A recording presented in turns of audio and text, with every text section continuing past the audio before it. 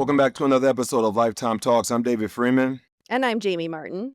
And today's topic is about hybrid training and hybrid fitness as a competition. So as you all know, it's well-balanced fitness routines that include both strength and conditioning efforts that are next level changing people's fitness in this arena.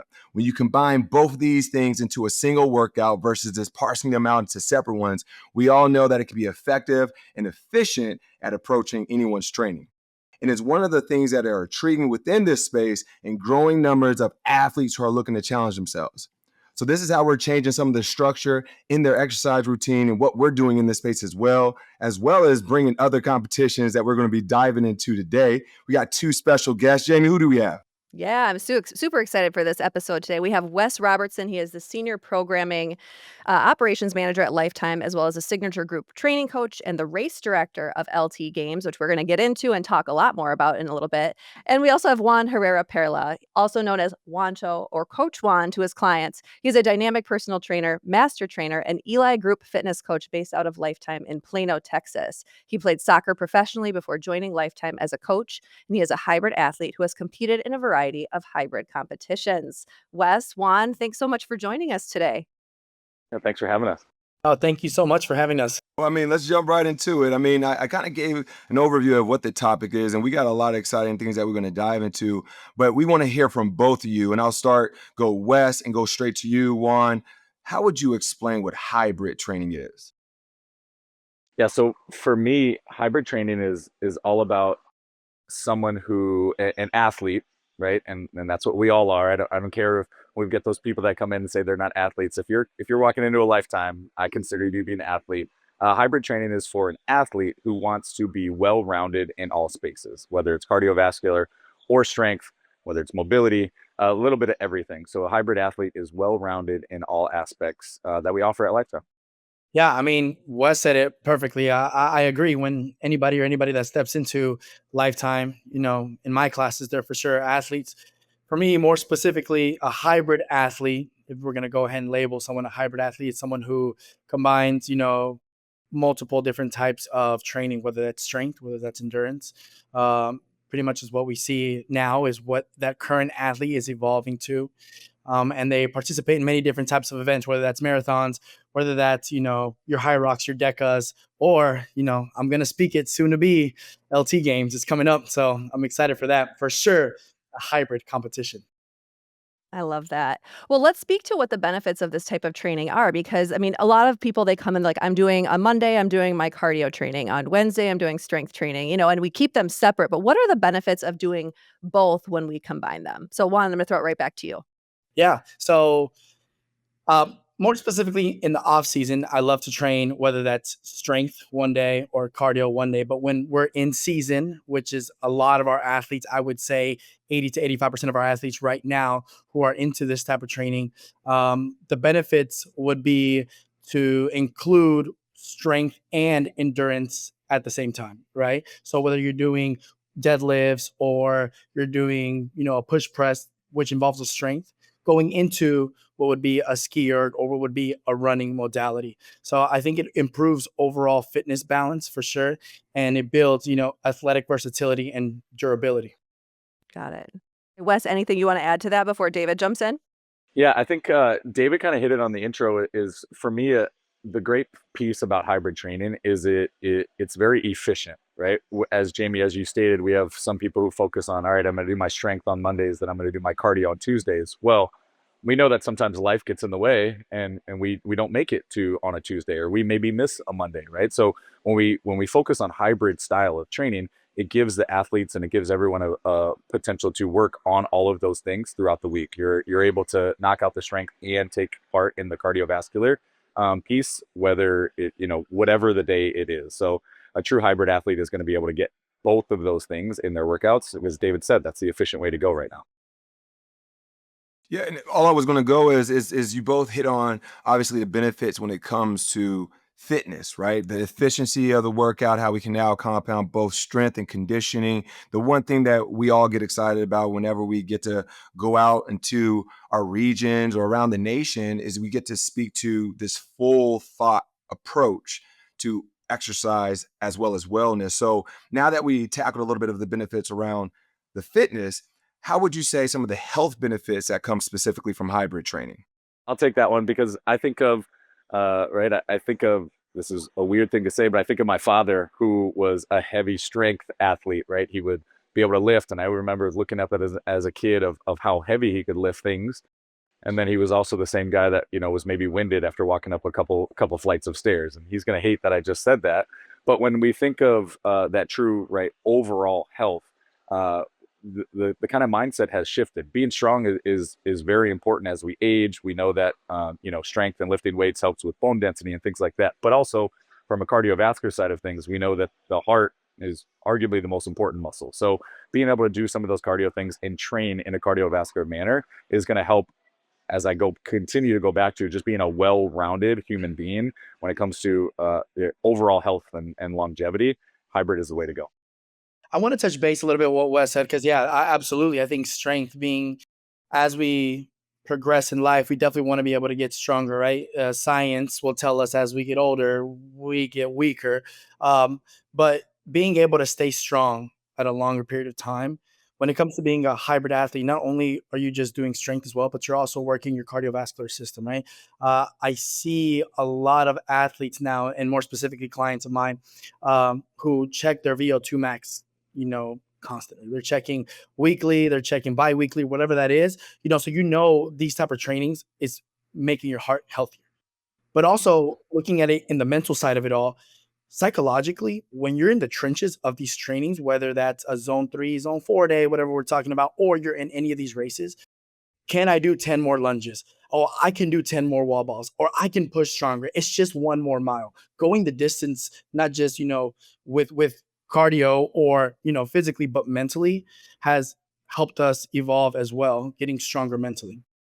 Yeah, there's something about building that resilience that's happening there, right? Like you're building physical resilience by doing these moves and these things, but it's also that mental repetition of practicing. David and I talk about that all the time. Like we've got to practice these things and build that resilience, and it's physical and mental always. You mentioned already, Juan, you started leading towards like when I work with my clients. So I know you were one of the first to kind of start putting some of these hybrid type workouts into play here at Lifetime. And let's talk a little bit about what a hybrid workout might look like. Like what types of things might your clients be doing, or if you're leading a class, what does that look like in practice? Yeah. Ooh, you said it right there. Practice. The way I treat, the group that I have two different groups. One group is a little bit more advanced. They need a little bit less coaching and more of like a grit or a push. And then I have another group who needs a little bit more of that technicality, needs a little bit more of the coaching, and of course the motivation. This group, the first group more specifically, they have been with me for about 2 years now. So we've been training for 2 years, or 2 seasons consecutively.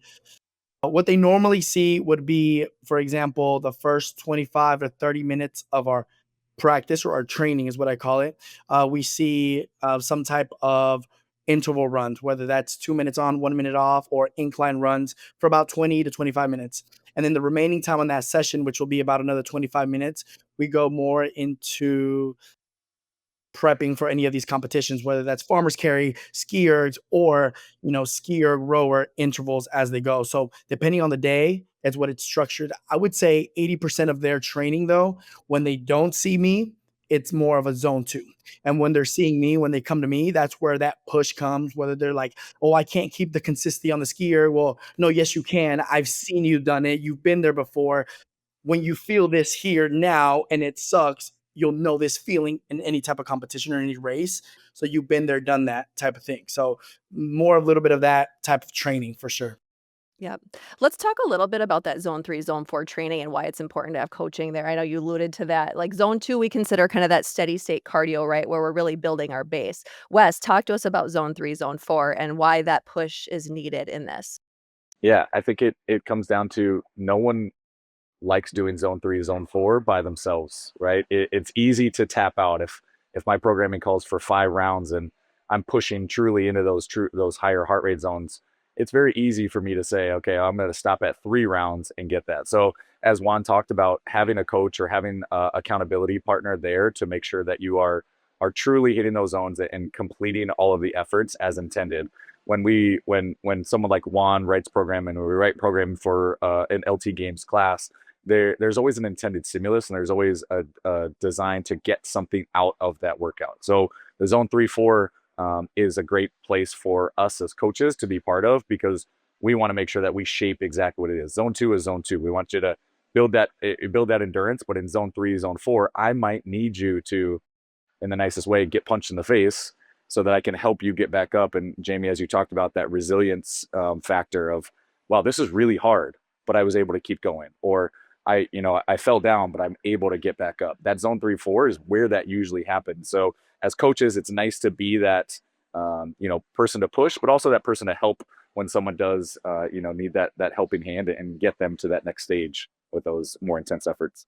All right, solid. It was one thing that stood out that you were talking about, Juan. Wes, you probably have heard us talk about this in the summit in the past. I think this is very valuable to kind of champion what was said there. You said practice. And then when you think of that practice, usually what we associate to practice is some type of skill that an individual needs to work on. And maybe that's 8 to 10 minutes of their workout. And then 20 to 30 minutes is the exercising portion. And that's where they get a lot of the reps of the movements that might be simulated in the eventual competition they may be in. But what we try to always share with our athletes is understanding that you're going to be practicing and exercising majority of the time. Don't use that session as a competition. And so many individuals come into the space of what should be that general building of that base, and they want to compete. They want to compete. They want to be the weekend warrior or Monday's winner or whatever it may be. So I think that's super important for our listeners to kind of dive in on that. Understand, save the competition for the competition, which is a sanctioned event. You can get on the podium and have fun when you're working out amongst the people next to you. I think it's in our nature to be competitive, but I think as coaches, just reiterating that practice and exercise, getting those reps in that setting is very important. So I don't know if y'all want to elaborate on that, and then I'm going to throw the next question. That's a big one. What do y'all think about that? Yeah. So, I mean, David, yeah, you said it correctly on that one, making sure, you know, a lot of the athletes in these semi privates, or a lot of these athletes in our, training sessions, they usually like to be number one, right? I have an athlete who is very, very competitive. I mean, she is probably one of the better athletes, I'll be honest, one of the better athletes across the nation with her age group. And she's always trying to compete with everyone else, which means it can be very healthy, but it can also be very toxic to the group, which means it makes everyone else be more competitive, and it gets out of what they need to be doing when it comes to the training session. So I think as a coach, it's very important to make sure we stop that right away and be like, hey, save this, everything that you have, get your reps in. You're going to see the same type of movements again next Monday. Oh, and by the way, in 2 weeks, the next Monday, it'll be the same type of movements, because the more you practice, the better you get, the more you perform better, so that you can bring all your tools together for our competition. That's where I want you to shine, right? Can you show up the day of the competition with this same type of energy that you're bringing along with everybody else? And that's the goal. And that's the idea behind making sure that, like you said, this is not a competition. This is not a weekend warrior, right? Give me your best that day for yourself, and then shine when the spotlights are on you. Wes, same thing when it comes to GTX or Alpha or UltraFit. What have you seen in that space, and what would you kind of give as a nugget to the coaches and athletes? Yeah, it's one of those things, and that's kind of why I chuckled when he asked the question. Is we have those athletes that look at this as a competitive atmosphere at all times, and there are some workouts that, I'll be honest, are designed to bring out that competitive nature, right, and scratch that itch that some of us still have from the old playing names. But there are other workouts that are just designed to make you more fit. And it's not about a leaderboard. It's not who can get the most amount of reps or who can get the most amount of rounds. It's just at your capacity, how your body feels at this time, getting the most out of that day. So I think Juan kind of alluded to it, but looking at this as a training, as a practice, the body goes through so many different things, and it's some of those days that you're gonna see the most advancement as an athlete is when you don't have a leaderboard, and when you don't try to win, and when it's just you working within what your body needs for that day. Yo, Wes, that's some great advice, man. Every time I go up to Minnesota, you're trying to compete with me. Sometimes I'm not trying to compete. I'm just trying to practice with you, man. I don't understand what the situation is here. When I get to work out with Juan, that is my game time, right? I spend the 4 months leading up to, and those are my competitive days is when Juan's in town. I'll have the pleasure one day to train with Damien, but when I train with David, it kind of like, brings me down Yep. sometimes. So I'm like, okay, good. And it's a nice training session today. You don't have to compete today. Oh my gosh, that's so funny. I can about imagine the 3 of you all in one space, like, working out together. I've worked out with I'm the David before, medium. but okay. I'm the medium, Jamie. I'm the medium. So if they want to compete, I'm like, go for it. I'll be the guy that be like, hey, y'all got it. I'm at I that love point. that, But David. well, I mean, let's go right into the competitions. I mean, the topic of discussion here, right? We know that there's so many competitions out there. You got DECA, you got High Rocks, you got Spartan. So the exciting piece that we're having this podcast to bring awareness to, Lifetime is about to enter into this space with LT Games. So if you can, Wes, Juan, share a little bit about what these competitions are and why they become so popular as a whole, and where LT Game fits in within that space. Wes, do you mind if I start this one so that you can No, please. bring it all together? Different types of competitions, David. You have your decas, like you mentioned. More recently, within the past, I honestly want to say within the past 5 to 8 years, we've seen this growth of what they call hybrid, right? Of these athletes that are trying to do the different types of competition, whether that's compromise running into some type of event, or compromise strength into some type of cardio piece. And we're starting to see all these different races pop up. More recently, everyone talks about High Rocks, and the barrier to entry for that one is super easy, right? You really don't need a lot of equipment. You don't really need a lot of things. The only thing you really need, honestly, based off what this style of competition is pavement on the ground or a treadmill. Because a lot of these athletes need to build an aerobic base. And then from there, once they build that, everything else can come into play, right? You don't need the dumbbells. You can find like a 5-gallon jug, or lift your baby and do some squats, whatever that is, for those that are trying to be part of this type of environment. That's what you see, right? And then, of course, you start seeing those athletes that are a little bit more competitive, and they start getting these memberships, or they're looking for a little bit more. They're itching, like Wes said, right? They're trying to scratch this itch that they have in their back as what else is there? I want to be the best at something else, right? And then this is where the beauty of LT Games comes in. Wes, go ahead.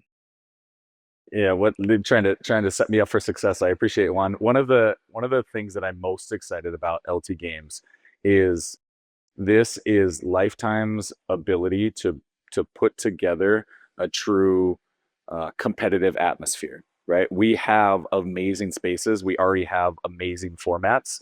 Alpha Showdowns were a huge hit when those were running strong. Now that, as Juan alluded to, the kind of fitness industry has shifted a little bit more into that hybrid space. Lifetime's been set up for success, right? When we think about even the SGT programs that we offer, you have GTX, you have UltraFit, you have Alpha Strength, you have Alpha Conditioning. We've had hybrid training in our spaces for a really long time. Now we're going to take all of those brands and we're going to put it into one complete race. The LT Games here at the Target Center is going to be hosted in October. We're excited. It's a 17-station race where athletes will test not only their cardiovascular endurance, but they'll test a little bit of strength. They'll have some agility, a little bit of balance, a little bit of everything. And again, it really just comes down to, as we spoke to earlier, it's a complete rounded athlete. We need someone. We can't just have a great runner, because they're going to get eaten alive when it comes to the strength work. You can't just have someone who's great at strength, because they're going to be breathing too heavy from the cardiovascular to be good at the strength stuff. LT Games is really going to test athletes in a way that I will say I don't think is out there right now. So I'm excited to show these 17 stations off to the world. I think it's very, very important to understand exactly what he just said when it comes to there isn't something out there right now. And I think the beautiful thing is that we're getting ahead of the game already, right? When it comes to a program that we have that has been that's piloted in certain clubs, Hybrid XT was more of like a trial and error. Think about it as like people at Lifetime want something like a GTX Alpha Con. We'll even add in Alpha Strength and MB360 added all into one thing, and we tried it out and see what it would look like and how hot it was and how hot members are hungry for. So now we're like, okay, perfect. Now this is where we're going to go ahead and start, having LT games and LT games classes for those members that are hungry for these competitions. And I think Juan and I are kind of taking over here. Sorry, Jamie, I know I just cut you off like me and Juan, but this back and forth, I think the cool part about it is we can call it out, and Juan has the the flags right behind him. Right now, the big name is High Rocks in this space. They are doing amazing things. I think while we're not affiliated with them, it's an amazing company, right? They're getting people repurposed into fitness and training the way that they used to as athletes. I think it's great for the entire world. And Lifetime, I want people to understand that Lifetime isn't here. LT Games, the purpose behind LT Games is not to be another High Rocks. We're not to compete with High Rocks. If we right, we're not to compete with CrossFit. We are trying to put ourselves in a position that lands somewhere kind of in between those things. So it's going to be a good mixture. Yes, you're going to have things that overlap, but in the fitness industry, you can only recreate the wheel so many times, right? We're going to have things that you're going to see in the CrossFit space. You're also going to see in High Rocks, but we're going to take those things and we're going to use the same science, the same kind of ideas, the same zone training, the same purpose and intensity that goes into us building out our SGT programs. That belief is built into LT Games. So we're excited to really try to find our own footing inside of a space that is doing really well in the fitness industry right now.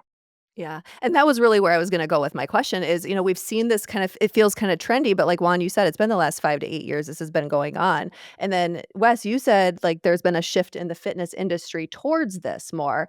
What has driven that shift, do you think? Like, why are we seeing this become kind of a more standard of how we train going forward? Because more and more people and it's becoming more accessible for more people. So why is that happening? Why do you think, Wes? Yeah, Jamie, I think you just said the word right there is it's more accessible, right? If we go back even further than the 8 years Juan was talking about, is you can go back to the early 2010s where CrossFit was the big thing, and you couldn't walk down the street without someone telling you about them doing a CrossFit workout, right? And that's really the cool piece of it. As CrossFit has evolved, right, the space has evolved, and the things that they ask athletes to do in the CrossFit space has evolved. Handstand push-ups and double unders and right walking on your hands, the cool party tricks. Those are amazing things for people that want to live in that space. The great piece about High Rocks and Deca and Spartan is it is a little bit more accessible. We're taking some of those skill pieces out, things that you have to spend hours and hours learning.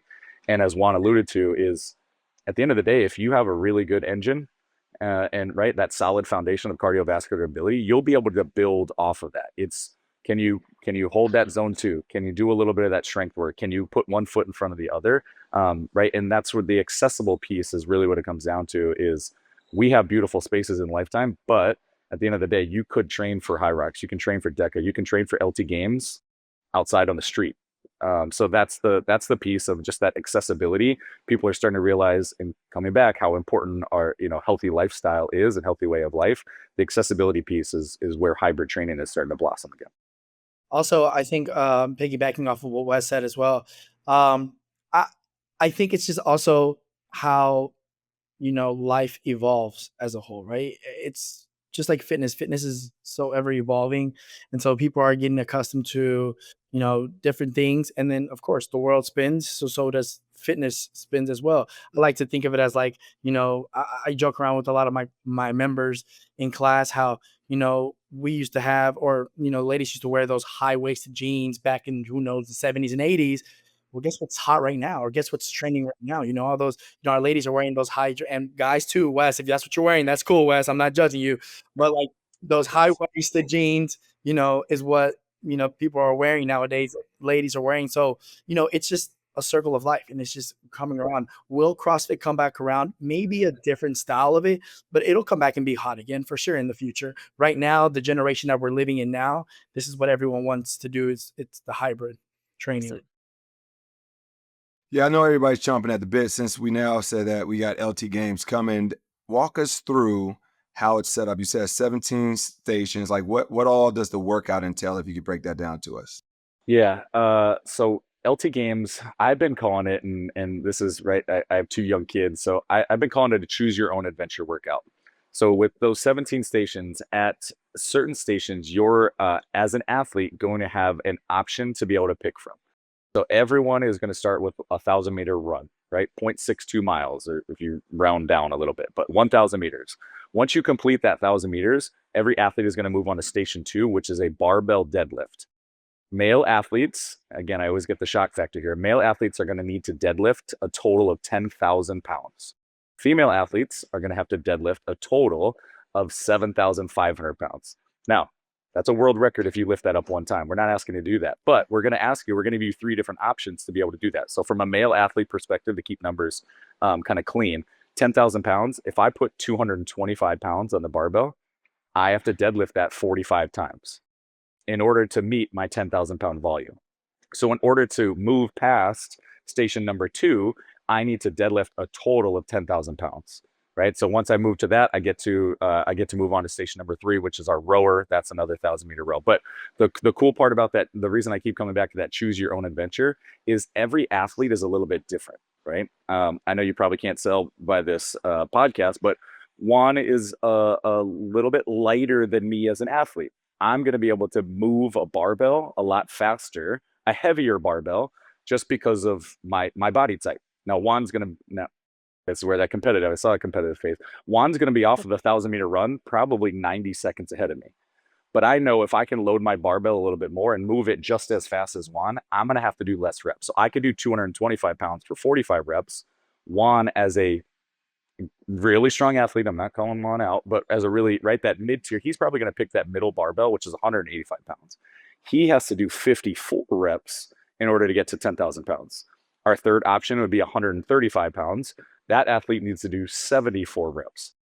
So each athlete is going to have the ability to kind of lean into their strengths and pick a weight that makes sense for them to just complete that volume. So it's always going to be based off the volume at those stations.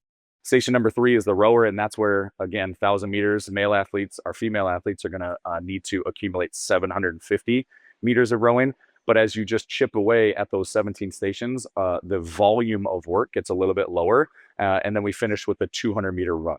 Inside of that entire workout, again, I know we could probably spend an hour talking about every single station as it is, but inside of that workout, you're going to see a station with wall balls. You're going to see a station with a barbell shoulder to overhead. You're going to see box jumps. You're going to see burpee box jumps. You're going to see a D-ball box get over, where you have to hold a D-ball and climb over a box. You're going to see more rowing, more skiing. You're going to see a dumbbell ground to shoulder to overhead. But at each one of those stations where there's either a box or a weight that is part of it, you're going to have an option between a heavy, a medium, and a light. And that's where the athletes are really going to be able to lean into the type of athlete they are, whether it's, 135-pound barbell or 225-pound barbell. At the end of the day, we're still doing the same amount of work. It just looks a little bit different to get down our LT Games course. Yep. I have been able to see some of these, some practices on seeing this in going in competitions down there at the Target Center, and it's a pretty amazing competition. And to see how different people move through different stations, and that's one thing that I think is so cool about this is, like, for me, strength is kind of my area of excellence, right? Like, if I was to say that compared to endurance. So I was like, that's where I would move things quicker. But again, to be able to adapt to each person, meet yourself where you are, and continue to grow in that space. So I think that's really cool about this approach that we're taking. I love it. How would somebody train for this? I mean, I know we talked about the hybrid style workouts, but if somebody's like, I want to sign up for LT Games when it comes to my city eventually, right? How would you recommend training? I know Minnesota right now is holding or having classes in Target Center, which soon to be in certain clubs in certain markets, and then they'll be able to see the workouts online, because it is a training program just like our other competition, our other classes. Like our other classes, Alpha, GTX, Alpha Con, where our members can go into the app and follow. A training plan that they see in classes. So right now, I think that's what we're doing right now in Minnesota, if I'm not mistaken, Wes. But hopefully soon, a lot of the trainings, I've been blessed and lucky enough to see what the workout is. So I'm able to, have my athletes here train a certain way because of the exercises that I already know and I've already seen. And I think the Juan hit on that is, as of right now, our Target Center location is our only LT Games hub. There's more information to come with that, hopefully sometime soon. But in order to train for the LT Games, it's the reason we're having this podcast is it's a hybrid style. right? It's you need to be able to hold a good cardiovascular endurance challenge while mixing in some strength. So we're not only going to host classes here at the Target Center location for all members in Minnesota to come to, but also when you think about our other SGT programs, mixing in a couple of those throughout the week is going to build that hybrid training plan, just like we would want an athlete to do when they don't have access. You can always work with a DPT. We're also going to be putting out an 8-week LT Games training program onto our app. That'll be complimentary just to get people, a little sense of what it is to train like an athlete. And then we'll always have the ability to, build specialized program inside of that LT app with great coaches like Juan, who works with athletes to be a little bit more personalized for someone who is looking to step up onto that competitive and potentially stand on a podium. I'm always going to suggest finding the coach that can lean into your areas of opportunity. I don't want to call them weaknesses, but lean into your areas of opportunity and help build those up alongside of the strengths to get ready for whether it's LT Games or any race that you're looking to compete in the next few months. Nah, you little teaser. 8 weeks? Is that all you're gonna give me right there? It's between the first 8 weeks only? Keep you coming back for more. Hey, that was big because when we last year were talking about the one SGT, like small group training for those who are wondering what the acronym is. But Wes, you kind of alluded to it, but can you kind of speak to how GTX, how Alpha, how Ultra Fit, and MB360 serve as extensions for those who might still want to go into this space, whether it is LT Games or just life as a whole? So like what value and benefit does each one of those SGT brands hold, and how does it help support to the LT Games vision? No, it's a great call out, David. The one SGT picture really comes down to how when we look at all of the programs, we're ultimately building a hybrid athlete inside of these programs. So yes, we're going to have those people in our clubs that are solely GTX athletes or solely alpha strength. But we know when we step back and look, we are going to build a stronger, complete athlete if we can get members to build a schedule that allows them to be in each one of those classes. Right. In GTX, you're going to have that straight line cardiovascular ability where you're on the treadmill. Juan talked about having his athletes do it. You're going to be doing intervals on the treadmill, right, or on a cardio piece in that GTX class. 2 minutes of zone 3 into a 1 minute zone 2, right? You're going to get that zone 3, zone 4 effort in there. That's where that straight line cardiovascular endurance is going to come into play. Alpha conditioning, we're also going to give you that cardiovascular endurance, but it might come in the form of kettlebell swings and box jumps and a ski erg. The strength component is definitely going to come from our alpha strength class, where we're going to give you the ability to get your hands on a barbell and do movements like a deadlift and overhead press and back squat, right? Those just foundational strength movements. Where MB360 is going to be, not only do you get to work on mobility, you get that mindset factor, right? You get to really dive into the type of athlete that you are. And Ultra Fit, Ultra Fit's bad for Juan and I right next to each other, sprinting next to each other because those treadmills just get so loud. But Ultra Fit is that straight line, right? All out effort. You're going to be in that zone 4, zone 5, where you're pushing to those higher capacities, which at the end of the day, not only give you all the great things that Ultra Fit does, it gives you that mindset of, okay, I can get my heart rate that elevated and recover to have to do it again. So, David, as you alluded to, one SGT and also LT Games is really about all of these formats working together to build that complete program. Awesome. So we had your colleague Danny King on the podcast probably a season or two ago, and we talked to him about competitions and why signing up for a competition can kind of add this other layer to your training. I would love to hear from both of you. Why do you think competitions kind of set the bar a little higher for athletes necessarily? Like they put that goal out there. Why does that matter and why is that important? Juan, let's go to you first. Yeah, that's a very good question.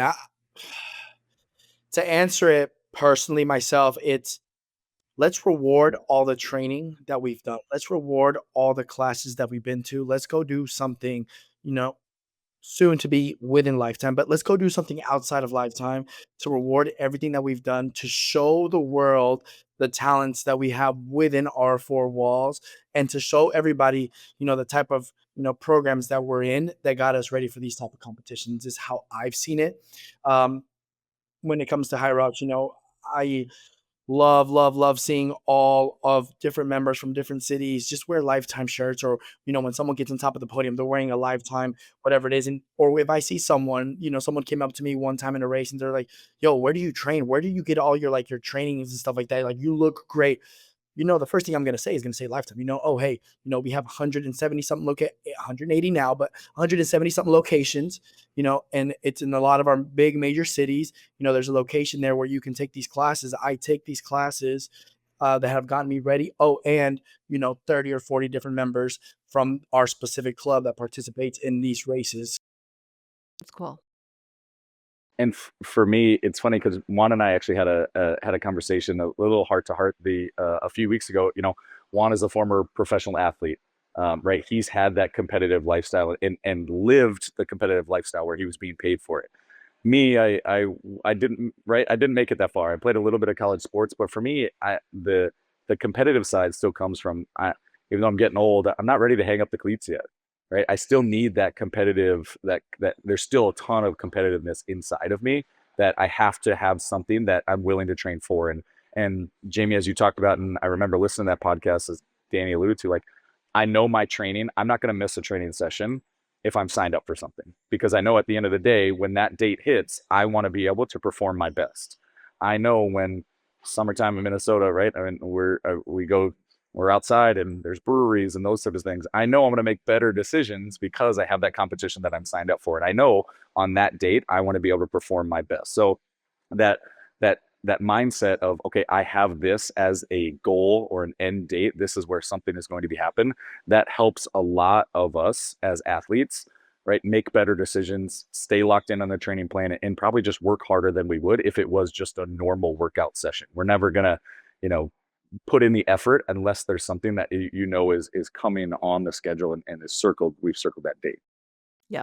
I think what's so interesting about competitions like this and just races in general is that there's that accountability factor that you have, but also I think it's like people kind of discovering their potential and what's possible, right? Like I always feel like, oh, can I do this? Can I achieve this? And when that happens, it's like, okay, if I can do that, what's next? And so I think that's what's so cool about it. Like, hey, if you can complete the LT games, okay, if I can do that, I never thought that was possible. If I doubted myself, there's a new level of confidence and belief in the self to be able to achieve something great, whether it's physical or emotional, mental, whatever. Like it just puts your potential in a different place. It kind of moves the mark for it and an ability for you to keep challenging yourself. So Definitely. I don't know. I grew up playing obviously team sports, right? So whether I love doing single races, love doing it by myself, but I think where I get a lot of my excitement and pleasure and happiness is doing it with somebody else. Mhm. I have two partners, more specifically, that I do my competitions with. One who is near and dear to my heart, my girlfriend Vanessa, who I have seen her go from being just a cycle, attendee classes, amp, to now running and lifting weights and doing cleans and participating and being a rock star. And then on the other side, someone who I grew up with and I saw be born is my brother, someone who was at some point, which is insane to me, how someone so close to me was like this, but he got to 120 pounds and he's a little bit shorter than me, maybe smarter than me, but shorter than me. And now seeing him at the club and everybody just joking around, saying, wow, your brother's a beast. He's better than you as an athlete. Or your brother's just amazing. All these things to me, what goes to my mind is back in the day when he was negative about himself, just mentally. And now him speaking so positively about himself. Mm. When we're in the trenches of these races together, when you're alone, it's your thoughts in your head, right? And you can bring yourself down to a negative thought. But when you're with a partner or somebody that you trust doing these competitions, motivating you, come on, we're in this together. We've never been alone. We've always been together and we grew up together. We went through the toughest times together. This is nothing compared to what we've done. All these things, it's like a circle of life, complete circle of life to me. And, doing it as a partner, doing it with someone else is just that much better for me. Mm-hmm. That was awesome. I mean, that's great reflection moment with you, Juan. Wes, when it comes to training individuals, because I see a lot on your story, different individuals post some of their successes with their lifts and so on and so forth. Can you kind of tell the value prop that comes from when you implement this training for your athletes and seeing their success? Can you share any stories that stand out to you? Yeah, it's actually funny. Juan talked about kind of training and having that accountability from a partner. I have two athletes that take my alpha strength class in Savage, and these ladies are They've always been super hard workers. And I personally was doing a competition, a local Minnesota competition, and I invited everybody in class. I put it out onto the group chat in the app, and I said, "Hey, these are my heat times," and both of them came. They got to watch me, and they watched me. I think they enjoyed watching me suffer as much as I did, but they got to see what the competition atmosphere was all about.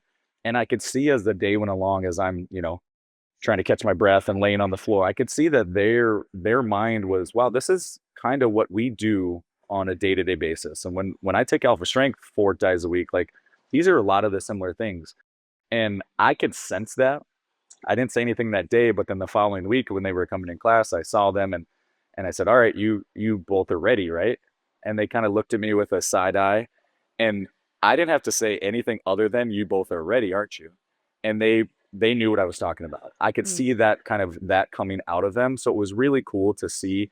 It is Juan puts himself out there as well with his training of, like, the reason I train is to, as silly as it sounds, right, not only hold myself accountable, but I want other people to see, like, the work that is done in order to get into some of these other places. So they actually signed up for a competition. Super sad part about it is they weren't able to do the competition. Some other things came up, but when they were locked in, they told me they had the best 8 weeks of training that they've ever had.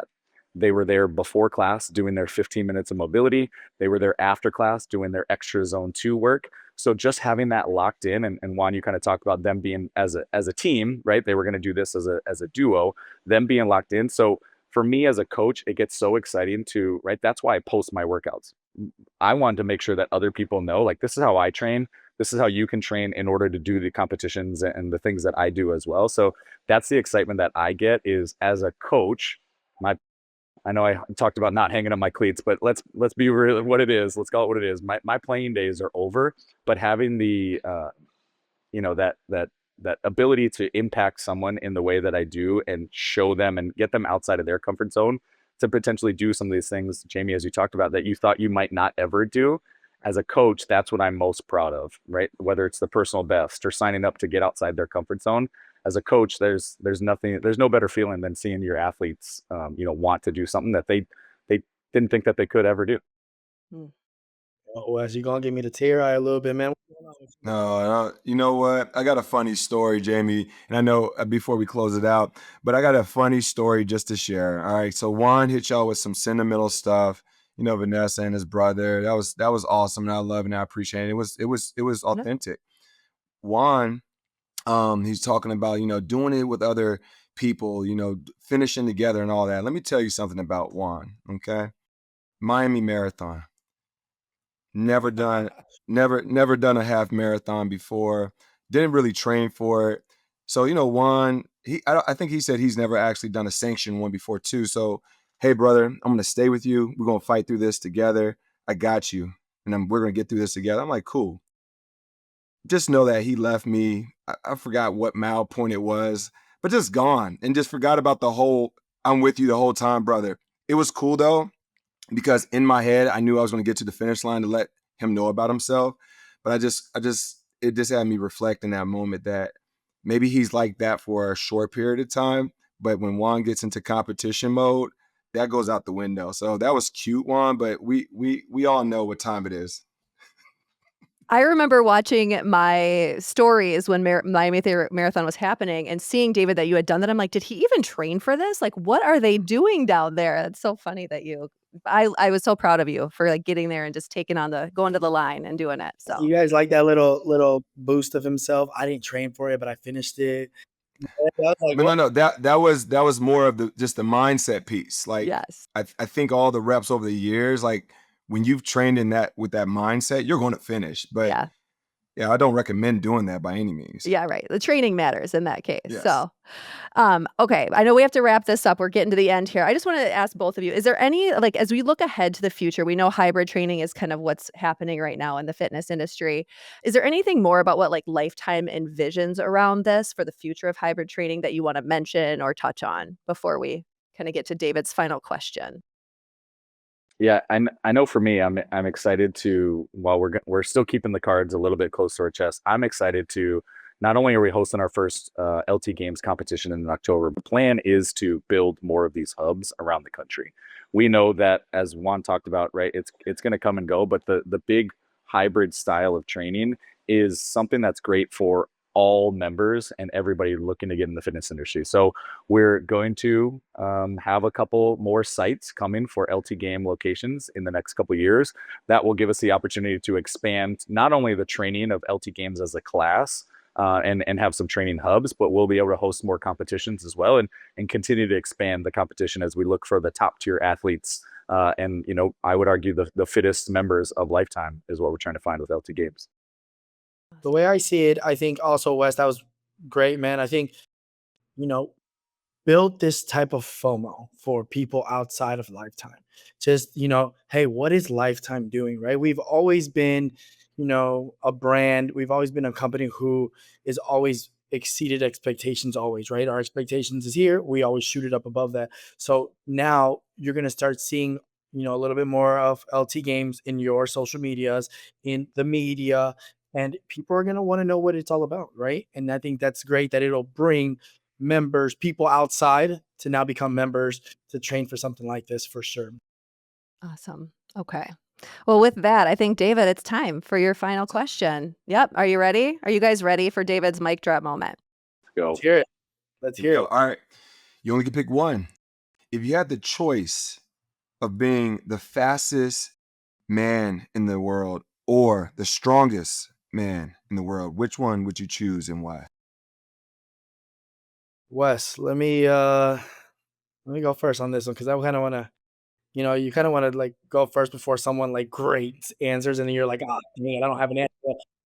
Honestly and truly, I don't want to be analytical like David is all the time, but I'll answer straight away, and it's gonna be, I want to be the strongest man in the world, because I already know how I am as a runner. And I'm so, I always hear from Wes all the time. Wes is always like, if you were as strong as me, or if you were this, I know you're running, but if you were as strong. So now if I can flip that role around, my superhero self will come out, and I'm like, what's up, Wes?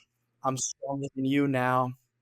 No, and then also, with all seriousness, I think it's also, let it be God's will. If I ever have kids one day, I'm able to, hang around and be stronger than those kids, and, be able to pick them up, and, have fun with them, play with them, and keep being strong. At some point I see David's example as like his kids look up to him as like, wow, daddy, you're so strong. Or, and they're getting older and older, and he's still staying stronger and stronger. And I'm just like, yo, I need to get there too. I need to naturally be strong always. So that's my super talent, is to be strong always. Yeah. I'm glad I get to go second, because Juan said he's the strongest person he's the strongest person in the world. He said that first.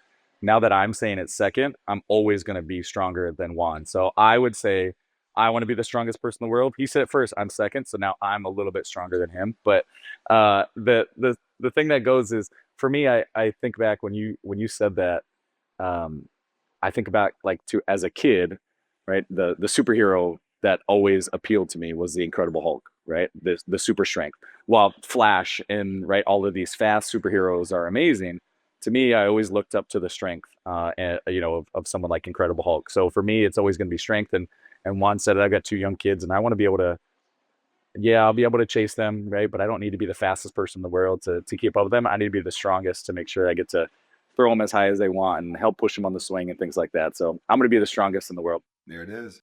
All right. Well, as you can tell, if you're listening or watching this, we have a few competitive people on this podcast, but awesome. I think the work that we're doing, all of you, thank you for the work you're doing on hybrid training at Lifetime. It's really, to see its growth and to witness it happening in real time is pretty exciting, and to know that this is coming. So we're going to have more info on LT Games in our show notes.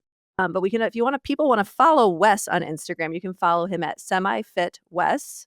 And if you want to follow Juan, he's at Body by Juancho. That's Body by JUANCHO. Just to make sure you got that there. Anywhere else that you would add, either of you, that you want people to follow you, or are those the best places? My TikTok is the same as well. It's the same thing. So I'm starting to get into TikTok a little bit. Cool. That works. Awesome. I'm too old for TikTok. I'll leave it to the young guys like Juan. So you follow me on Instagram and see more on the app when it comes to LT games.